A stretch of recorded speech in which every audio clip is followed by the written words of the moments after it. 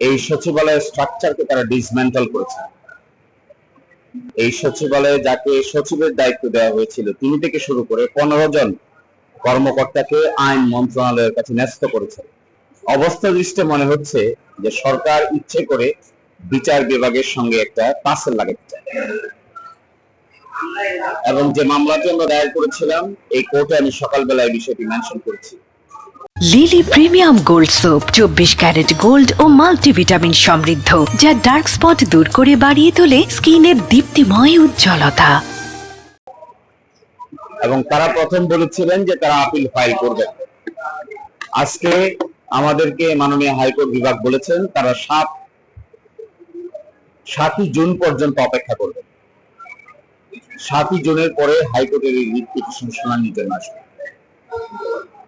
কারণ 7ই এপ্রিলে রায় প্রকাশ হয়েছে। আপিল দায়ের করার সময়সীমা হলো 60 দিন। এই 60 দিন 7ই জুনে অতিক্রম করে। এই 7ই জুনের মধ্যে যদি সরকার পক্ষ এই ব্যাপারে আপিল দায়ের না করে সচিবালয়কে ডিসমেন্টাল করার যে কৌশল নিয়েছেন এটি তারা সম্পন্ন করেন, তাহলে 7ই জুনের পরে আমাদের হাইকোর্ট বিভাগে নতুন আইনকে চ্যালেঞ্জ করে যে রিট পিটিশন করা হয়েছে এটি শুনানির জন্য গ্রহণ করা হবে।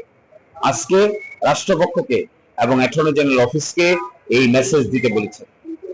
একই সাথে এটাও বলেছেন যে বিজ্ঞ অ্যাটর্নি জেনারেল ওই দিন আদালতে হাজির হয়ে মৌখিকভাবে যে অ্যাসুরেন্স দিয়েছিলেন, আদালত বলেছিলেন যে এটি তাদের ডিজায়ার যেন এই সময়ের ভিতরে সচিবালয়কে কোনোভাবেই ডিস্ট্রয় করা না হয়।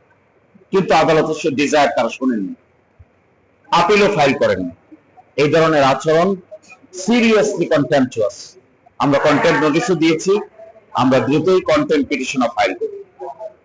আমরা মনে করি বিচার বিভাগের সঙ্গে এই ধরনের আচরণ করাটা শুধু দেশের জন্য ক্ষতি না, দেশের ভাবমূর্তি বিদেশেও ক্ষতিগ্রস্ত হচ্ছে।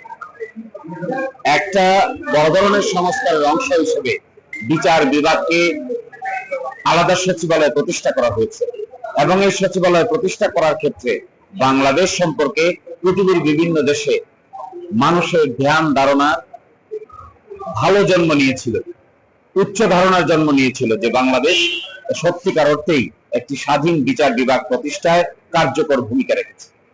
কিন্তু যে কাজ এখন করছেন এটা অনেকটা পিছন দিকে ঠেলে দিচ্ছেন সবকিছু।